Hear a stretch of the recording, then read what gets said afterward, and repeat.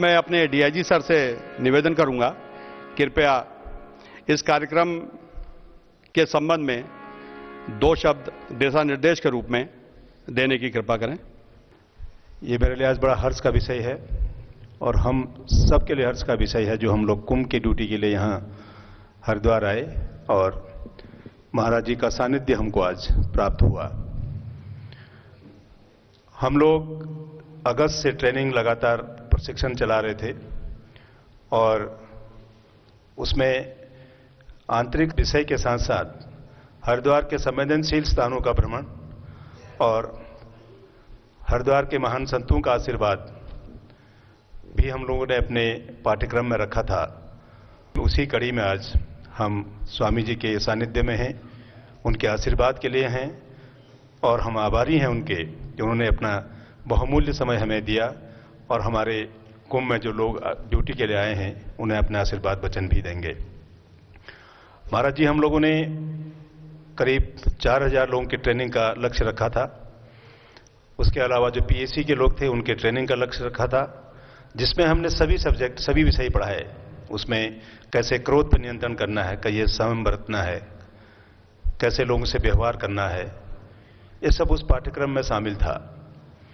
उसके साथ ही हम लोगों ने हरिद्वार के जितने संवेदनशील स्थान हैं जहां घटनाओं दुर्घटनाओं का पुराना इतिहास रहा है, उसके बारे में उन जगहों का भ्रमण भी हम लोगों ने कराया। अभी हमारा 3 कोर्स और बचा हुआ है, क्योंकि अब कुंभ में फोर्स की आमद शुरू हो गई है। हमें यह भी देखना होगा कि जो बाकी जनपद हैं जहां से फोर्स हमारे कुंभ में आ रहे हैं, उन जिलों में भी परेशानी न हो। प्रशिक्षण के साथ साथ कुंभ की लगातार ड्यूटी में भी जिलों में अपने कार्य प्रणाली में उनको कोई दिक्कत न हो।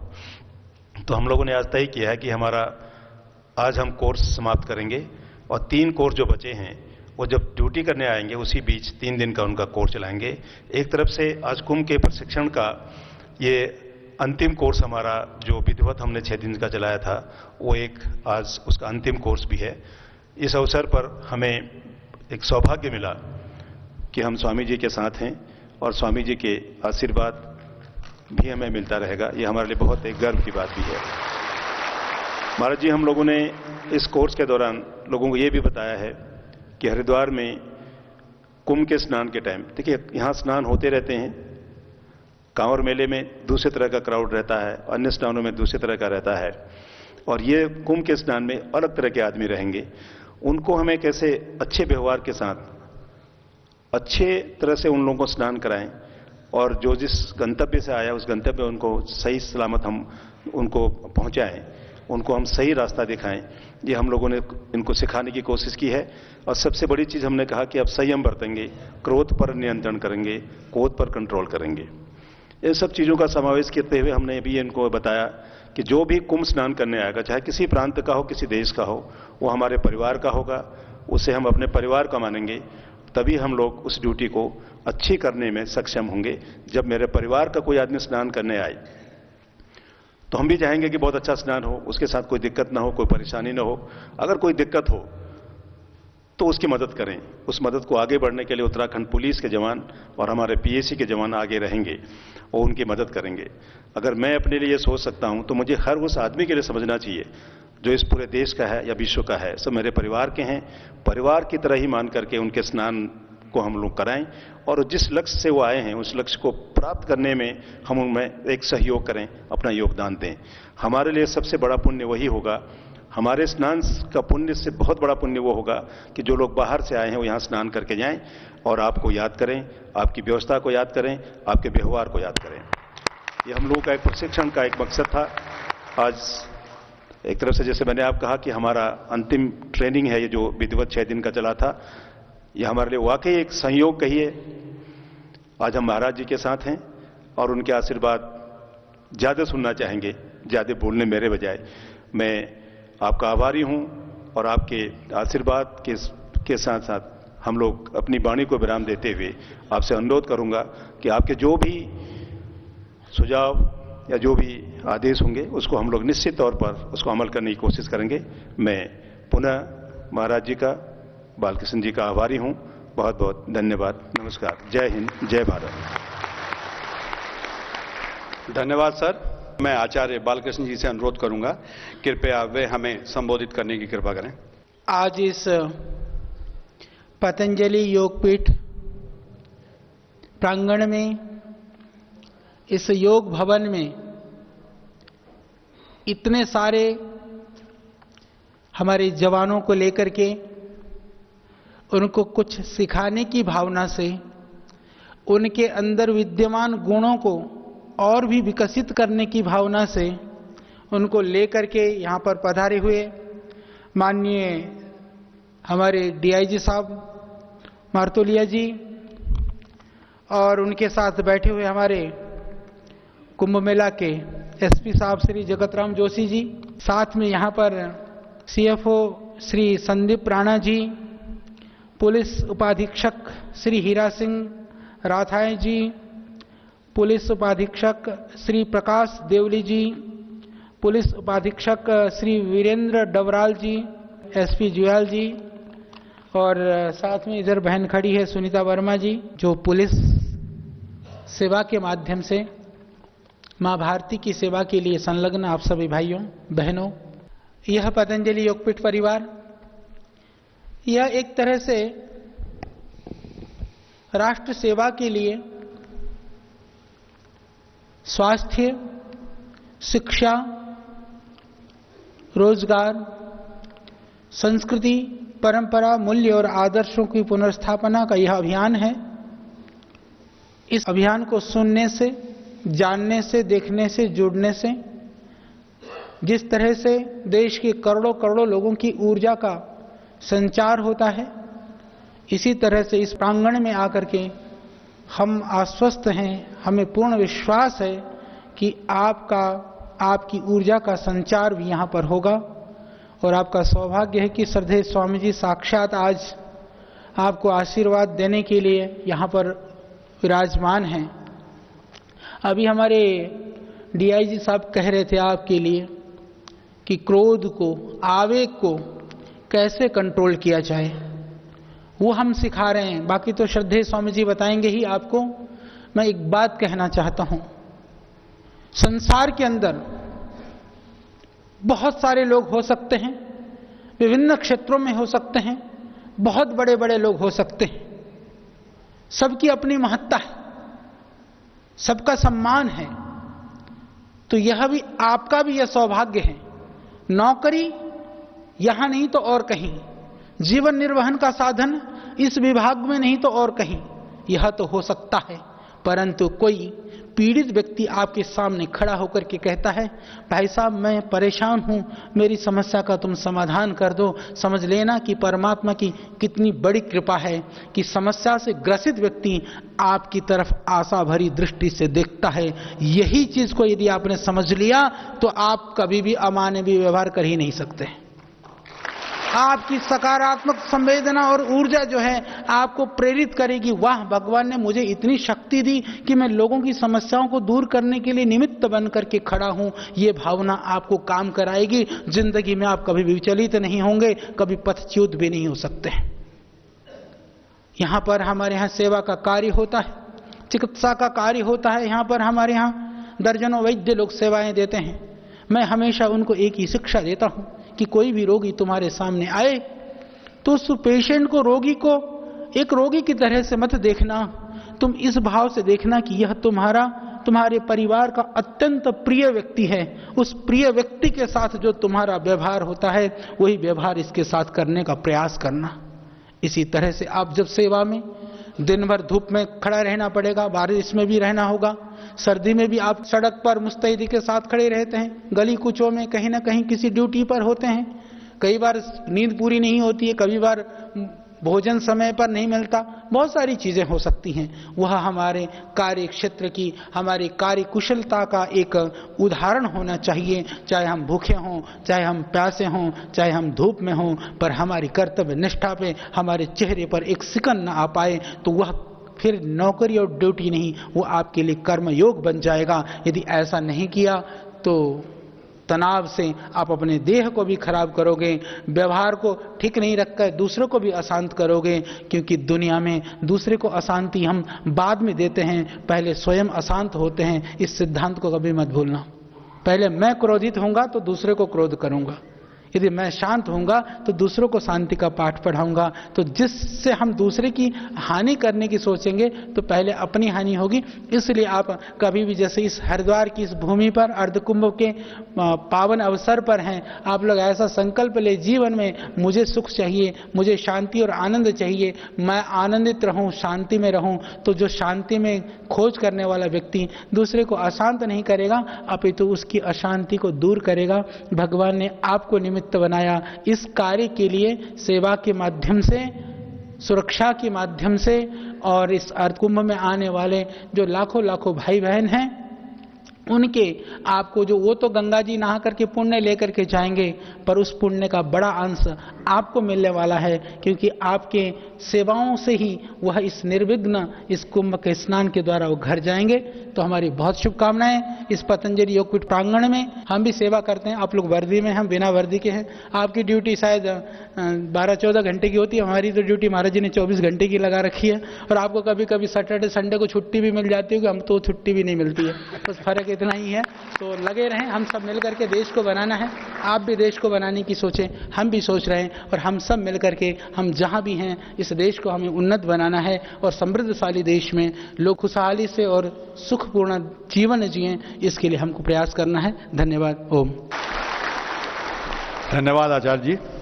अब मैं स्वामी जी से निवेदन करूंगा, कृपया आशीर्वचन देकर हमें कृतार्थ करें। आदरणीय स्वामी जी।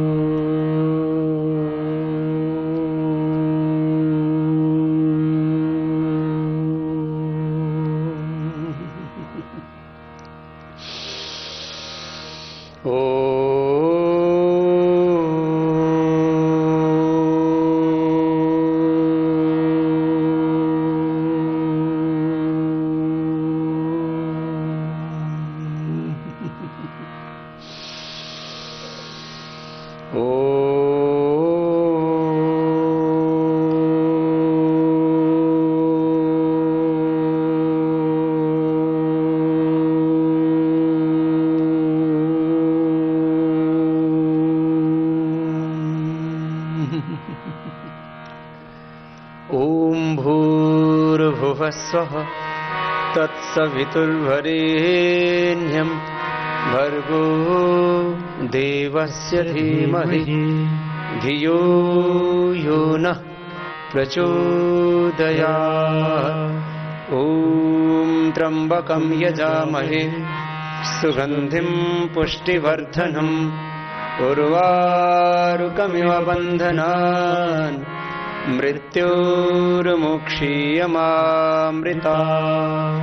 ओम सर्वे भवन्तु सुखिनः, सर्वे सन्तु निरामयाः, सर्वे भद्राणि पश्यन्तु, मा कश्चित् दुःखभाग् भवेत्।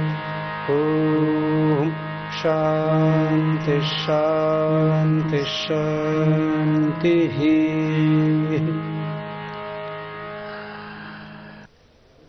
भारत के पर्वों में यूं तो बहुत से पर्व आते हैं, लेकिन कुंभ उसमें एक महापर्व की श्रेणी में पूरे देश में उसकी प्रतिष्ठा है। और अभी 14 जनवरी मकर संक्रांति से लेकर के और अप्रैल महीने तक एक बहुत लंबा कालखंड है, जिसमें करोड़ों लोग हरिद्वार आने वाले हैं, और उसके लिए आप लोगों का प्रशिक्षण चल रहा है। और प्रशिक्षण का मूल मंत्र मुझसे पूर्व आदरणीय श्री मार्तुलिया साहब ने दिया आपको, कि जैसे हमारा अपना कोई स्वजन आ रहा है, मेरी माँ, मेरी बहन, मेरी बेटी, मेरे पिता यहाँ पर स्नान करने के लिए यदि आते हैं तो मैं उनसे कैसे व्यवहार करूँगा, वैसे हमें व्यवहार करना है। मुझे पूरा विश्वास है, इससे पहले के कुंभ बहुत अच्छे हुए हैं हरिद्वार में। कुछ अपवाद रूप में दुर्घटनाएं बहुत अधिक भीड़ में कभी कभी हो जाती हैं, लेकिन इस बार का कुंभ सर्वश्रेष्ठ होगा, ऐसी आपसे अपेक्षा करते हैं।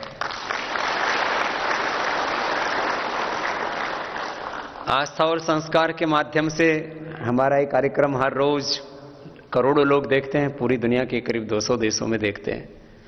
और आस्था और संस्कार देखने वाले आस्थावान सर्वाधिक कुंभ मेले में आते हैं। और मैं आस्था और संस्कार के माध्यम से भी बात के लिए पूरे देश के लोगों को और पूरे विश्व से जो हरिद्वार के इस कुंभ में लोग आ रहे हैं उन सबको मैं स्वयं भी आश्वस्त करना चाहता हूं कि इस बार आपको हरिद्वार में सर्वश्रेष्ठ व्यवस्थाएं मिलेंगी इस कुंभ के अवसर पर। और मैंने देखा है अभी जो अभी तक कभी नहीं हुआ वो इस कुंभ में होने वाला है। मैंने पिछली बार देश के जो परिवहन मंत्री हैं उनके पास बहुत बड़े दायित्व हैं और हमारे करीब पिछले 10-15 वर्षों से अनन्य शिष्य हैं वो, गडकरी जी से मैंने कहा इस बार के कुंभ में बहुत अच्छी व्यवस्था होनी चाहिए। और उन्होंने हमें आश्वस्त किया है कि जनवरी महीने तक हरिद्वार और दिल्ली तक का जो राजमार्ग है ये 4 लाइन का तैयार हो जाएगा। तो ये बहुत बड़ी उपलब्धि होगी हरिद्वार के लिए और उससे आने वालों की संख्या भी करोड़ों में होगी, क्योंकि लोगों को ये जो रास्ता होता था ये कन्वीनियंट नहीं होता था। हम स्वयं देखते थे कि हमको 6-6, 8-8 घंटे लग जाते थे। जब 4 लाइन का रास्ता हो जाएगा तो दिल्ली से हरिद्वार लोग 2.5 से 3 घंटे में पहुंच जाया करेंगे। रात्रि के समय हम, क्योंकि अभी भी देखते हैं कि जब हम दिल्ली से 4 बजे चलते हैं तो ये हम 7 बजे तक पहुंच जाते हैं इस समय भी। और अभी कई जगह 4 लाइन पूरी नहीं हुई है तो व्यवस्थाएं बहुत अच्छी हैं। दिल्ली से हरिद्वार का रास्ता बहुत अच्छा बन रहा है।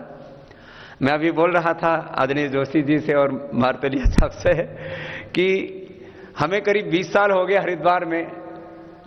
लक्सर और हरिद्वार का रोड कभी भी अच्छा नहीं रहा। अभी पिछले 2-3 महीने में वो रोड भी हाईवे जैसा बन करके तैयार हो गया है। मुझे लगता है ऐसे ही उधर भी चल रहा होगा, जो चिंडी वाला जो रोड है वो भी रास्ता अच्छा बन रहा है। तो रास्ते अच्छे होने से और लोग जो है, भारत के लोगों में स्वभाव से ही श्रद्धा है। पूरी दुनिया में लोग 5 दिन काम करते हैं, 2 दिन घूमते हैं। माने पूर्व से लेकर के, ऑस्ट्रेलिया से लेकर के और इधर जापान और चीन से लेकर के और पूरा यूरोप, यूके, यूएसए, अफ्रीका, इधर जो है सिंगापुर, सारी लगभग दुनिया देखी अपनी आंखों से। 5 दिन लोग काम करते हैं, 2 दिन घूमने के लिए निकल जाते हैं। हिंदुस्तान में भी अभी ऐसा कुछ ट्रेंड बन रहा है, 5 डेज वर्किंग का हो रहा है और 2 दिन लोग आउटिंग के लिए निकलते हैं, एडवेंचर के लिए निकलते हैं, कहीं यात्रा के लिए निकल जाते हैं। और भारत में यात्राओं में भी अश्लीलता नहीं है, उसमें विलासिता नहीं है।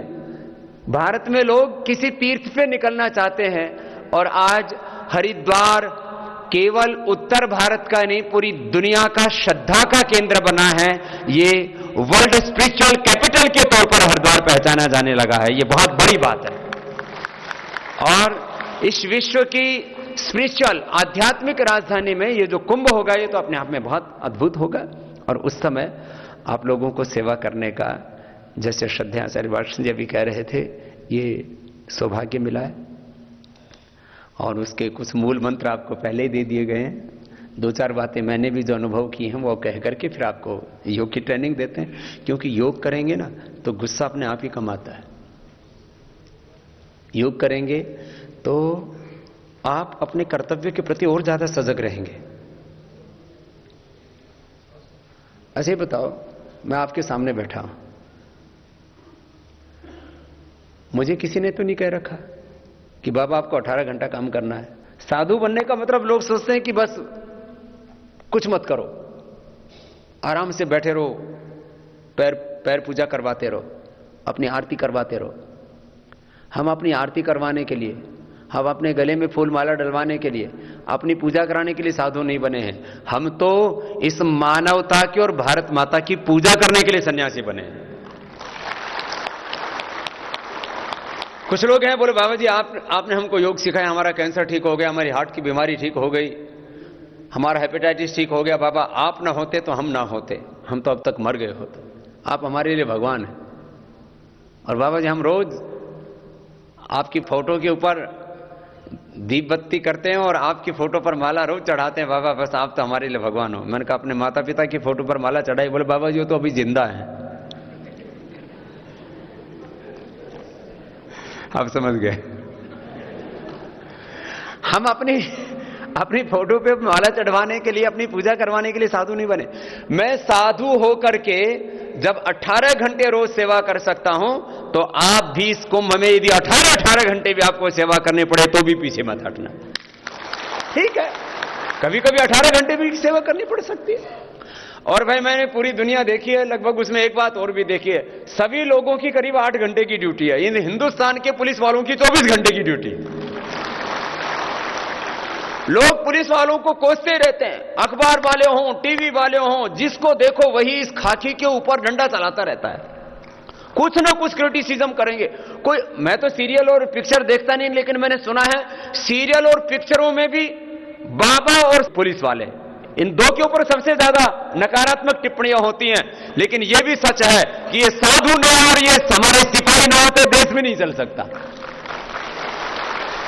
अरे अच्छे साधु और अच्छे हमारे पुलिस वालों में एक आधे किसी से गलती हो जाए, हम कोई दरोगा यदि शराब पी करके थोड़ा बहुत कुछ बोल दे तो पूरे टीवी वाले सुबह से शाम तक उसकी पूरी पिक्चर दिखाएंगे। दरोगा सड़क के ऊपर शराब पी करके घूम रहा था। अरे यदि एक दरोगा ने दारू पी ली तो पूरे पुलिस वालों को पूरे दिन भर ब्रेकिंग न्यूज चलाएंगे।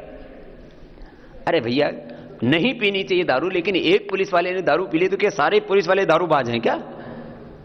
ऐसी इमेज बना दी गई हिंदुस्तान में पुलिस की। मुझे पूरा विश्वास है हरिद्वार के इस कुंभ में पुलिस की इमेज को आप 4 चांद लगाएंगे, उसको बहुत गौरव प्रदान करेंगे।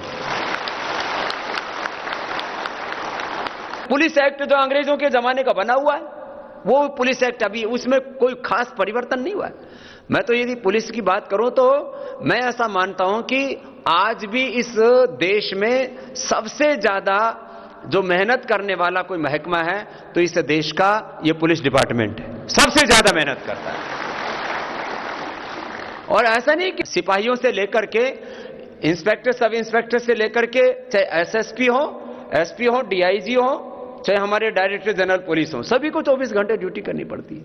और फिर कहते हैं पुलिस वाले तनाव में रहते हैं। तनाव में तो रहेंगे बेचारे, उनको जो है पुलिस वालों की बीवी सबसे ज्यादा दुखी रहती है। क्यों? वो बच्चों के लिए उसके पास समय ही नहीं होता। तो आप लोगों को माना कि आपके सामने प्रतिकूल परिस्थितियां रहती हैं, लेकिन उन सब के बीच में भी आप खुश रह सकते हैं। जैसे हम आपके सामने बैठे हैं, हमने दुनिया की अनुकूलता और दुनिया की प्रतिकूलता दोनों देखी है।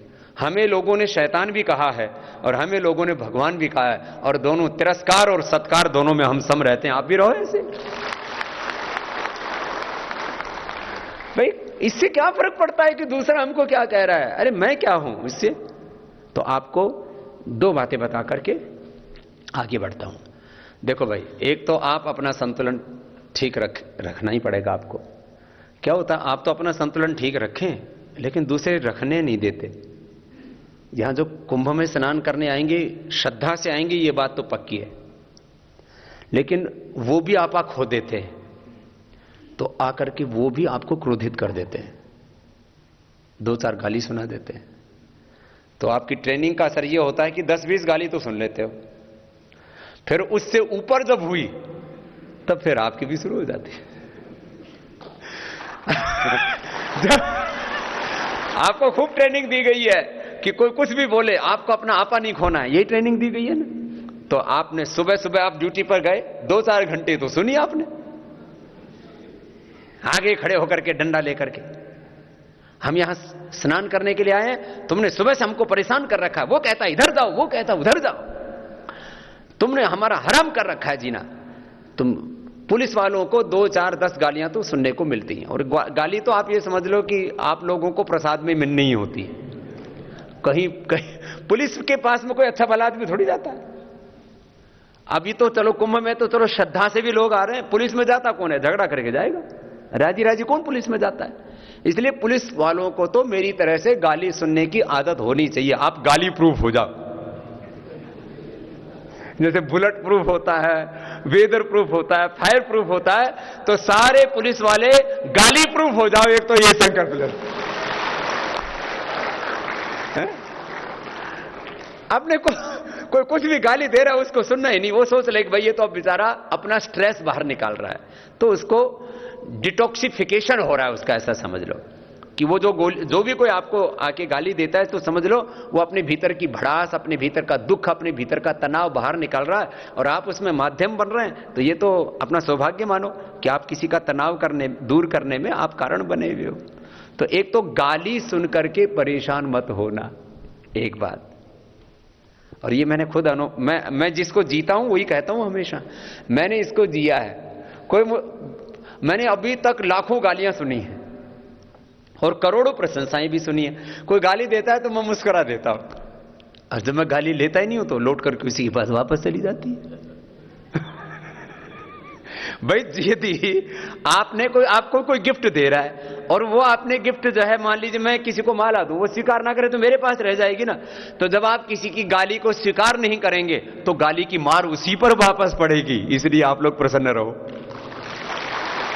आप गाली को जो है आप सुनो ही मत, उसको अनसुना कर दो और फिर भी अपनी बात कहते रहो। तो इसको ऐसे किया जा सकता है। एक बात तो ये